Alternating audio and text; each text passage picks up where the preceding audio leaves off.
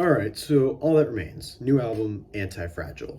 So what I do know about the band is that they started off as melodeath, they went into metalcore for most of the 2000s, then when the 2010s started, they apparently started playing generic butt rock that supposedly sucked ass.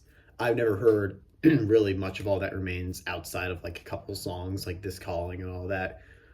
And I think I may have actually listened to one song from that album, A War You Cannot Win, which, yeah, it was, I forget what this song was called, but it was a cheesy ass ballad that sucked. So I can take people's word for it that that era probably was not great. But I haven't actually listened to really any of their discography other than this new album here. And I almost saw All That Remains live. It was on their most recent tour with Megadeth and Mudvayne, but by the time I got to the venue, they were wrapping up. So I basically missed their performance. But basically, in general, I just don't really have much of an opinion on All That Remains. I've liked most of the stuff I've heard, other than that, again, that one song off of that one album, A War You Cannot Win. I mean, again, like This Calling is pretty cool and stuff. I mean, yeah, I guess, but I don't have like a fully formed opinion. So after hearing this album, I mean, I'm guessing this is probably their ultimate return to form because this was pretty solid overall, just with some like small shortcomings.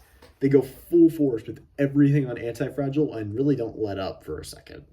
The album, while it generally has the same sound throughout, doesn't care too much about dynamics as it really just does delivering like banger after banger of metalcore riffage and madness that I would guess makes you forget that these guys ever sucked at any point. On this record, we see the recruitment of Jason Richardson, the band's replacement for Ollie Herbert after he died in 2018.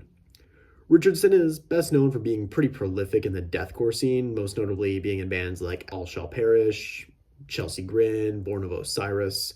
While Richardson doesn't necessarily play deathcore riffs here, you can definitely hear some of those influences as he brings those kind of almost to the forefront. His playing on Antifragile is extremely technical and tight and reminiscent of Herbert's style on older records, but adding his own flair to it.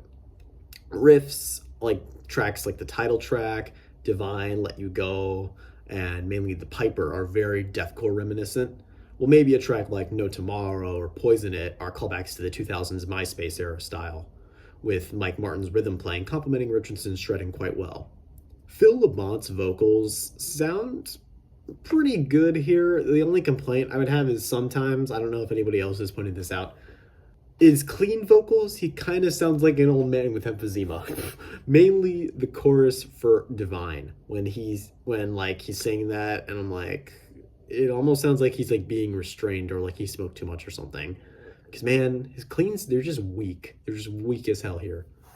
His harsh vocals are solid, I guess, although, I mean, I haven't really cared for his voice too much, and this really just goes for, like, metalcore in general, where it kind of comes to a point where a lot of metalcore singers and vocalists kind of really start to sound the same, both with their cleans and their harshes, too. So I'm like, not the biggest fan of this sort of style, but I don't really listen to metalcore, like, actively, so maybe I'm uneducated or whatever. Maybe there's some, I know Howard Jones does like to do like a lot of variations and stuff. I haven't heard much of Jesse Leach's stuff, but mainly from a lot of metalcore I've heard, it's kind of really all started to blend together and just become one big blur when it comes to the vocals. I'm like, this is just kind of all being like the same. So, okay, so the actual album, the tracks are pretty good on their own merit. Each, like, it's just like a display of like melodic technical riffage that aims to capture the best parts of melodic metalcore, the genre that they're clearly trying to go for here. Each song is, I guess, like a pit-worthy jam that goes full force with everything it has. And the band was probably trying to make people forget about any bad or generic butt rock albums they put out. So that's all fine and dandy. I mean, the tracks on their own are really cool. I'm liking a lot of the riffs here. The production here is, of course, it's passable. It's solid. It's really what you'd expect with metalcore at this point. The riffs are cool. The drumming's cool. There's even some cool bass parts here and there as well. But the only thing here is that despite going really like kind of all out on every track, like the band, I mean, I'm telling you, like the tracks are really awesome. Like, we got some great riffs going on. The band still somehow manages to play things kind of safe. As in, they don't really innovate a lot or bring any new elements to the table. And honestly, that's fine. I mean, seeing as All That Remains are now 25 plus years into their career, there's not really a lot of need to innovate. I just wish they maybe could have pushed the boundaries just a little bit. But if we get past that, I mean, we still have a really solid album here. Jason Richardson is definitely the star of the show here with his lead work.